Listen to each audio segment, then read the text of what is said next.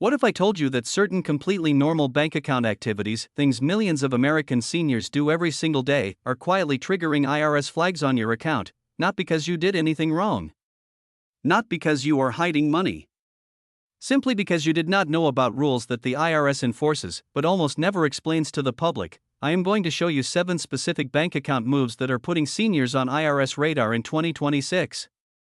Some of them will genuinely surprise you. Some of them you may have done recently without realizing what it triggered, and more importantly, I am going to tell you exactly what to do and what not to do so you can manage your money without unnecessary attention from the IRS. Move number 4 is the one that catches the most seniors completely off guard. It involves an amount so common, so routine, that most people would never guess it has its own IRS reporting rule. Stay with me for all 7. This video could save you from a very stressful letter. Let's get into it. Before we get into the 7 moves, I want to give you some important context about how IRS monitoring of bank accounts actually works. The IRS does not personally watch your bank account. What happens is this. Banks, credit unions, and financial institutions are legally required to file reports with the federal government when certain transactions occur. These reports go to the Financial Crimes Enforcement Network, FinCEN, which shares information with the IRS. The IRS also receives information directly from your bank every year, including interest income, certain large transactions, and in some cases, account activity that matches IRS criteria for review. Here is what most seniors do not understand. The IRS uses automated systems to flag accounts for review. These systems look for patterns. They look for specific dollar thresholds. They look for activity that does not match the tax return on file. When a flag is triggered, it does not automatically mean you are being audited. But it does mean your account information is being reviewed. And if the review raises questions, you may receive a notice, a request for documentation, or in more serious cases, an audit. The 7 moves I am about to share are not illegal. They are not crimes. But each one, if done without understanding the rules, can trigger exactly the kind of IRS attention that leads to stressful, time-consuming, and sometimes expensive situations. Let's start with move number 1. Move number 1, depositing or withdrawing $10,000 or more in cash. This is the most well-known IRS bank rule, and yet it still catches thousands of seniors every year. Because knowing the rule exists and understanding exactly how it works are 2 very different things. Here is the rule. Under the Bank Secrecy Act, any bank transaction involving $10,000 or more in cash, whether a deposit, a withdrawal, or a currency exchange, triggers an automatic report to the federal government. This report is called a Currency Transaction Report, or CTR. Your bank files this report automatically. They do not ask your permission. They do not have to tell you they filed it. It simply happens. Now, here is the part that surprises most people. The $10,000 threshold applies to the total cash activity in a single day at a single institution, not just a single transaction. 3 $3,500 cash deposits on the same day at the same bank, total $10,500, trigger the same report as one $10,500 deposit. But here is where it gets more complicated. And this is where seniors get into trouble. There is a second rule, called structuring, which makes it illegal to break up transactions specifically to avoid the $10,000 reporting threshold. So if someone told you, just deposit $9,500 at a time and you will be fine, that is structuring. And structuring is a federal crime. Even if every dollar of the money is completely legitimate. Even if you paid full taxes on all of it, the IRS and FinCEN are specifically trained to look for patterns of transactions just below the $10,000 threshold. Multiple $9,000 deposits. Multiple $8,500 withdrawals. A series of transactions that look like they are designed to stay just under the limit. These patterns trigger what is called a Suspicious Activity Report, SAR, which goes directly to federal law enforcement. What does this mean for seniors if you are selling a car? Receiving a gift from a family member? Getting paid for something? Withdrawing money for a large purchase? Or moving money between accounts and cash is involved? Understand the rules before you go to the bank. If your transaction genuinely involves $10,000 or more, deposit it all at once. The CTR is routine. Banks file thousands of them every day. A CTR alone does not create problems. What creates problems is the appearance of structuring. If you have questions about a large cash transaction, talk to a tax professional or attorney before you go to the bank. that is move number 1. Move number 2, large transfers to family members. This one is extremely common among seniors, and it is one of the most misunderstood areas of IRS monitoring. Many seniors transfer money to their children or grandchildren to help with a down payment on a house, to assist with college tuition, to provide support during a difficult time. These are generous, loving acts, and they can trigger IRS scrutiny if not handled correctly. Here is the rule you need to know. In 2026, the annual gift tax exclusion is $18,000 per person per year. This means you can give up to $18,000 to any individual, your son, your daughter, your grandchild, without any gift tax implications and without needing to file any paperwork. If you and your spouse both give, the exclusion doubles to $36,000 per recipient per year. Here is what happens when you exceed that amount. Gifts above $18,000 per person per year must be reported to the IRS on Form 709, the gift tax return. You are not necessarily taxed immediately.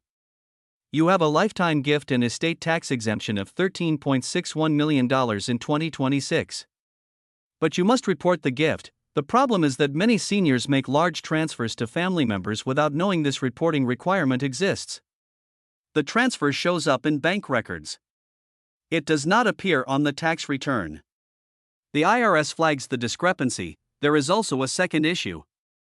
Some seniors transfer money to family members as part of Medicaid planning, moving assets out of their name to qualify for Medicaid nursing home coverage.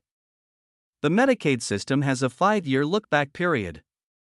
Transfers made within 5 years of applying for Medicaid can result in a penalty period during which Medicaid will not cover care costs. What should you do? Step 1. Know the $18,000 annual exclusion. If you are giving more than this to any individual in a year, consult a tax professional about filing Form 709. Step 2. If you are considering large transfers for Medicaid planning, work with an elder law attorney before you move any money. The rules are complex and the consequences of getting it wrong are severe. Step 3. Keep records of all large transfers. What the money was for. Who received it. When it was transferred. Documentation is your best protection if questions arise. That is move number 2. Move number 3. Patterns of multiple small withdrawals. We touched on this in move number 1, but it deserves its own section because it affects seniors in a very specific way that is different from what most people imagine. The IRS and FinCEN are not only looking for large transactions, they are looking for patterns. And one of the patterns that triggers the most scrutiny is a series of regular, repeated cash withdrawals that, individually, are small, but together add up to significant amounts. Here is a real example of how this affects seniors. A senior is helping to support an adult child who is going through a difficult time. Every week, they withdraw $800 in cash and give it to their child. Over the course of a year, that is $41,600 in cash withdrawn and given away. None of the individual transactions are large. But the pattern, irregular, consistent, same amount, same day of the week, is exactly what bank monitoring systems are designed to flag. Another common pattern. A senior is paying a home caregiver in cash. Every 2 weeks, $1,500 withdrawn. Over a year, $39,000 in cash going to a caregiver who may not be reporting it as income. The IRS has 2 concerns here. First, is the senior structuring transactions to avoid reporting? Second, is income being paid to someone that is not being reported? For the senior, even if they have done nothing wrong, explaining years of regular cash withdrawals to the IRS is stressful, time-consuming, and potentially expensive in terms of professional fees. What should you do? Step 1. If you are regularly providing cash support to family members, consider bank transfers instead of cash.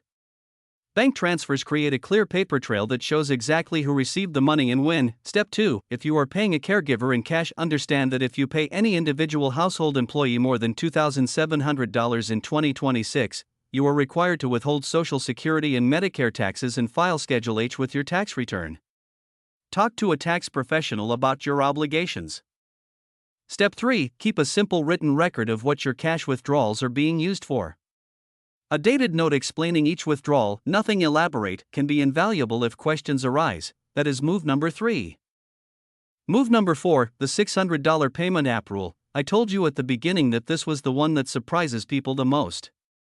And I stand by that. Starting with the 2023 tax year and fully in effect in 2026, payment platforms like PayPal, Venmo, Zelle, Cash App, and similar services are required to send a Form 1099-K to users who receive $600 or more in payments in a year through their platform. $600. Not $6,000. Not $60,000. $600, and here is why this is catching seniors off guard. Many seniors use these apps not for business income, but for family transactions. A grandchild pays them back for a birthday gift. A child transfers money for household expenses. A friend reimburses them for a shared dinner bill. The payment platform does not know the difference between business income and personal reimbursements. All it sees is money coming in. If it totals $600 or more in a year, a $1,099K goes to the IRS with your name on it. Now, personal reimbursements are not taxable income. You do not owe tax on money someone is paying you back. But if a $1,099K shows income that does not appear on your tax return, the IRS computer flags it. And you may receive a notice asking you to explain the discrepancy. Explaining it is not necessarily difficult, but it requires documentation. And for seniors who did not know this rule existed, it can be a stressful surprise. What should you do? Step 1. Be aware that any payment app you use is now reporting to the IRS. This is not optional for the platform. It is required by law. Step 2. Keep a record of what payments you receive through apps. Note which ones are personal reimbursements and which ones, if any, represent income. Step 3. Work with your tax preparer to make sure any $1,099K you receive is handled correctly on your return. Personal reimbursements can be offset, but they need to be documented. Step 4. If you are selling items online through eBay, Facebook Marketplace, Etsy, or similar platforms, understand that proceeds above $600 are now also reportable. Whether they are taxable depends on whether you sold the item for more or less than you paid for it. That is move number 4. Move number 5. Large or unusual IRA withdrawals. This one is particularly relevant for seniors who are now in the required minimum distribution phase of their retirement accounts. Here is the situation. Once you reach age 73, the IRS requires you to take a minimum distribution from your traditional IRA and 401k accounts every year. The amount is calculated based on your account balance and your life expectancy factor. If you do not take your required minimum distribution, the IRS imposes a penalty of 25% of the amount you should have taken.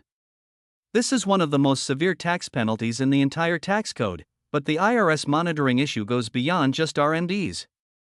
When you take a large IRA withdrawal, the custodian of your account is required to report it to the IRS on Form 1099-R. The IRS matches this against your tax return. If the withdrawal appears on the 1099-R but the income is not reflected on your return, it gets flagged. This happens more often than you would expect. Seniors take a large IRA withdrawal. Their tax preparer does not know about it. It gets missed on the return. The IRS sees a discrepancy and sends a notice. There is also a second issue specific to 2026. Seniors who received retroactive Fairness Act payments, as we discussed in our previous video, may have seen a significant increase in their income this year. That income increase can push them into a higher tax bracket. It can trigger IRMAA Medicare surcharges. And for seniors taking IRA withdrawals on top of that income, the combined effect can result in a much larger tax bill than expected. What should you do? Step 1. Know your required minimum distribution amount for 2026. You can calculate it using the IRS Uniform Lifetime Table available at irs.gov. Or ask your financial institution. Step 2. Take your RMD before December 31, 2026. Do not wait until the last week of the year. Processing delays happen. Missing the deadline triggers the 25% penalty. Step 3. Make sure every 1099-R you receive is given to your tax preparer. Every one. Even if you think the amount is small. Step 4. If you are planning a large IRA withdrawal in 2026 for any reason, a major purchase, a family gift, a Roth conversion, talk to a tax professional first. Understand the full tax impact before you withdraw. That is move number 5. Move number 6. Foreign account or international transfer activity. This one may seem like it does not apply to most seniors, but it affects more people than you might think. Here is the rule. If you have a financial interest in or signature authority over foreign bank accounts, and the combined value of those accounts exceeded $10,000 at any point during the year, you are required to file an FBR. That stands for Foreign Bank Account Report. The form is FINCEN Form 114. the penalty for failing to file an FBR when required is severe. Up to $10,000 per violation for non-willful failures. Up to the greater of $100,000 or 50% of the account balance per violation for willful failures. Who does this affect among seniors? Seniors who immigrated to the United States and still maintain accounts in their home country, seniors who own property abroad and have local accounts to manage that property. Seniors who receive pension or retirement income from a foreign government or employer into a foreign account, seniors who have children or grandchildren abroad and maintain joint accounts to support them. In addition to the FBR, seniors with significant foreign assets may also need to file Form 8938, the Statement of Specified Foreign Financial Assets, with their tax return, and any international wire transfer above $10,000 triggers the same currency transaction report that domestic cash transactions of the same amount trigger. What should you do? Step 1. If you have any financial account outside the United States, even a small one, disclose it to your tax preparer every year. Step 2. If you have never filed an FBAR and you have foreign accounts, talk to a tax attorney immediately. There are voluntary disclosure programs that can significantly reduce penalties for people who come forward before the IRS contacts them. Step 3. If you are sending money internationally to family members abroad, for property expenses, or for any other reason, understand the reporting requirements before you initiate the transfer. That is move number 6. Move number 7. Deposits that do not match your tax return. This final move is the one that ties everything together. And it is perhaps the most important to understand. The IRS has access to bank deposit information. Not in real time. Not for every account. But through the 1099 reporting system, the CTR and SAR reports from banks, and through audits, the IRS can see a picture of your financial activity, and the single thing that triggers IRS attention more than any other, more than large transactions, more than foreign accounts, more than payment apps, is when the money going into your bank account does not match the income reported on your tax return. Here is how this affects seniors specifically. Scenario 1.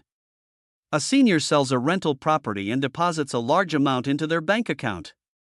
The sale is not reported on the tax return because they believe the proceeds are not taxable, perhaps because they think they are covered by the home sale exclusion. But the $250,000 exclusion only applies to a primary residence, not a rental property.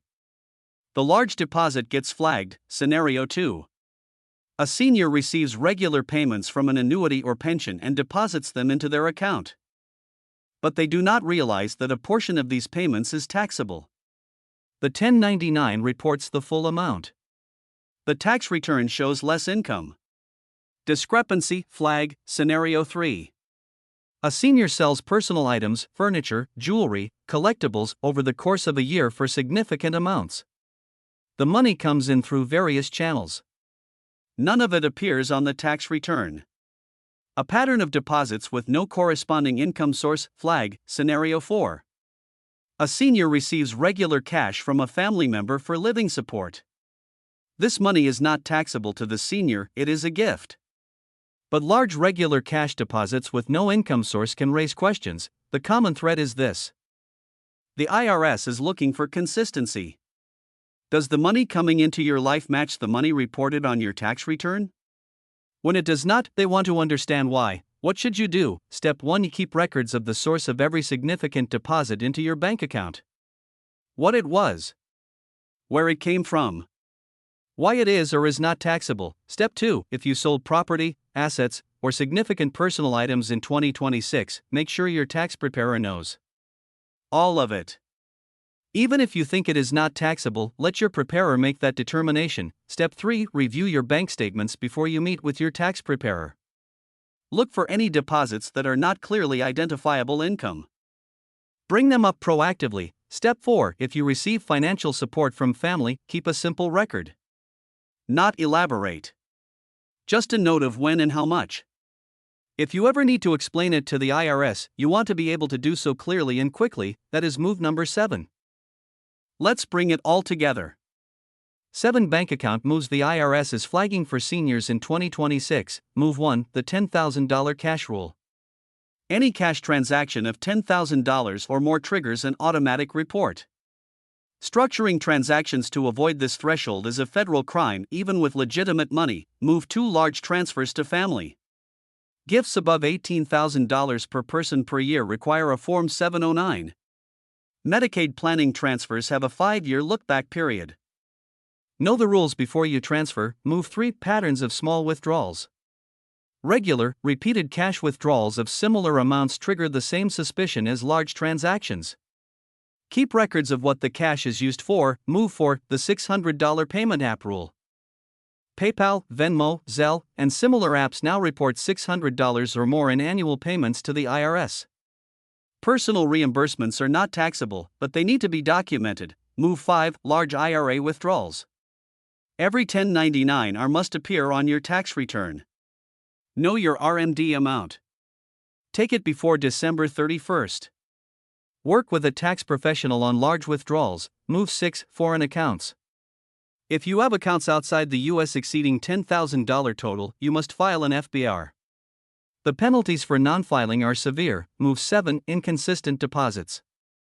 The money going into your bank account should be explainable by your tax return. Keep records of every significant deposit source. None of these moves are illegal, but all of them, handled without knowledge, can result in IRS letters, documentation requests, and audits that no senior needs. If this video helped you, share it with a senior you care about. Like the video. Subscribe to Senior Money Secrets, new videos every Tuesday, Friday, and Sunday, specifically designed to protect American seniors. The next video is on your screen. Watch it now. I will see you there.